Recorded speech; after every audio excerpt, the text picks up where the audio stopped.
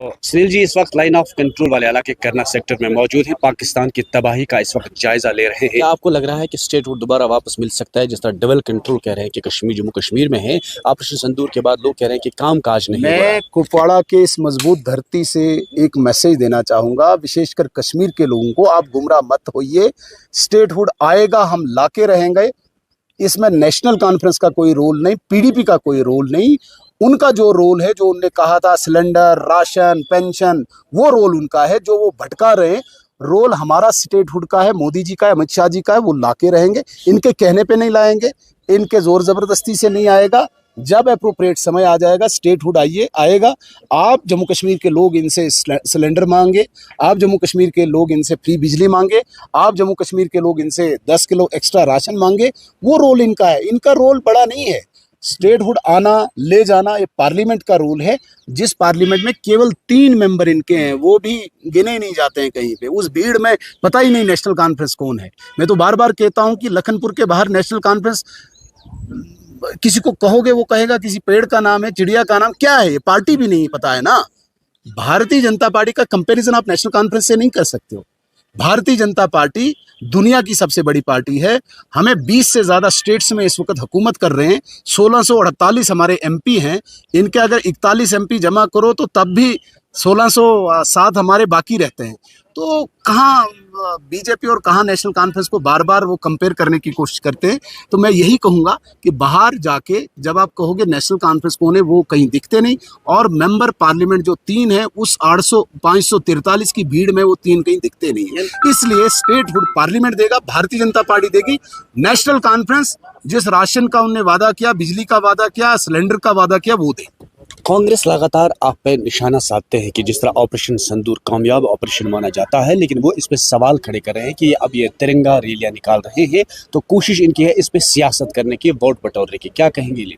देखिए, तिरंगा जो रैलीज हैं वो भारत की सेना के सम्मान में, भारत की मिलिट्री एयरफोर्स के ऑनर में तिरंगा रैली है। तिरंगा सबकी आन बान शान है।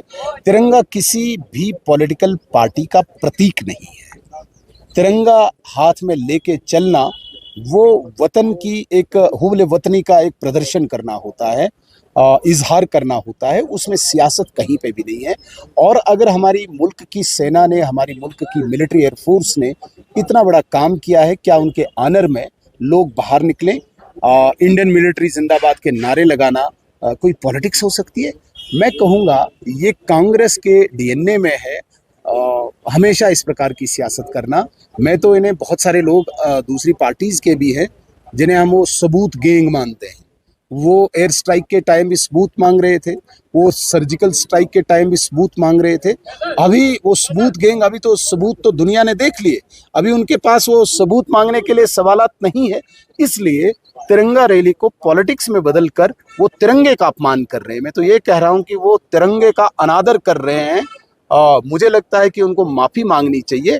जो देश का व्यक्ति इस वक्त तिरंगा लेके, हाथ में लेके, इंडियन मिलिट्री जिंदाबाद के नारे लगा रहा है, वो उनका अपमान कर रहे हैं। कांग्रेस को बाज आना चाहिए, सबूत गैंग को बाज आना चाहिए और उनको माफी मांगनी चाहिए। लाइन ऑफ कंट्रोल पर पाकिस्तान को आपका क्या जवाब होगा? क्योंकि उन्होंने कहा कि जिस तरह भारत ने पानी बंद कर दिया, उन्होंने कल कहा कि हम सांसें बंद कर देंगे भारत की। क्या पाएगा इस वक्त लाइन ऑफ कंट्रोल के जरिए? याह्या साहब बोलने को तो मैं भी बहुत बड़ी बात कर सकता हूँ, इसमें कोई मतलब रुकावट नहीं है, लेकिन मैं अपने दायरे इख्तियार को समझता हूँ। जब भी किसी भी दूसरे देश पर कोई उस प्रकार की एक्टिविटी की बात करनी हो, या कोई जवाब की बात हो, कार्रवाई की बात हो, तो मैं अपना दायरे इख्तियार समझता हूँ। मैं एक बहुत छोटी सी यूनियन टेरिटरी का एक लीडर हूँ। यहाँ पे बहुत वहम गुमान में बहुत लोग लीडर्स बहुत रहते हैं कि शायद हम पूरे हिंदुस्तान को यहीं से डायरेक्ट करें। विदेश मामलों पर वो डिस्कस करते हैं, राष्ट्रीय सुरक्षा पे वो डिस्कस करते हैं। मैं इतनी बातें नहीं कहूँगा, लेकिन एक बात, याह्या साहब आप बहुत सीनियर जर्नलिस्ट हैं, मैं आपकी बड़ी इज्जत करता हूँ। एक बात आप याद रखना, भारतीय सेना इस वक्त 3rd लार्जेस्ट मिलिट्री है वर्ल्ड की, और इंडिया इस वक्त सबसे ग्रोइंग इकोनॉमी है। हमने पानी बंद किया है, एक मैसेज दिया है वाटर स्ट्राइक करके, एक मैसेज दिया है कि बाज आओ।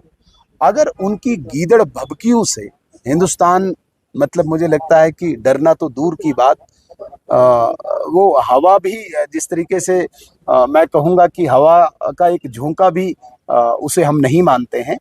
जब भारत चाहेगा, हम शांति के पुजारी हैं, हम पीस को प्रायोरिटी देते हैं, लेकिन यदि किसी ने ये दुस्साहस किया, किसी ने ये हिमाकत की, तो वो दुनिया के नक्शे में कहीं नहीं मिलेगा। मैं अटल बिहारी वाजपेयी जी की एक बात आपको यहाँ पे दोहराऊंगा। अटल बिहारी वाजपेयी जी को तब के राष्ट्रपति क्लिंटन ने बोला था कि पाकिस्तान न्यूक्लियर पावर है। तो अटल बिहारी वाजपेयी जी ने जवाब दिया था क्लिंटन को कि बेशक है, अगर उसने हिमाकत की, वो कहीं किसी स्टेट को ही हमारी तबाह करने की कोशिश करेगा, लेकिन दूसरे मिनट में पाकिस्तान इस दुनिया के नक्शे में नहीं होगा। ये अटल बिहारी वाजपेयी कितने पीस के पुजारी थे।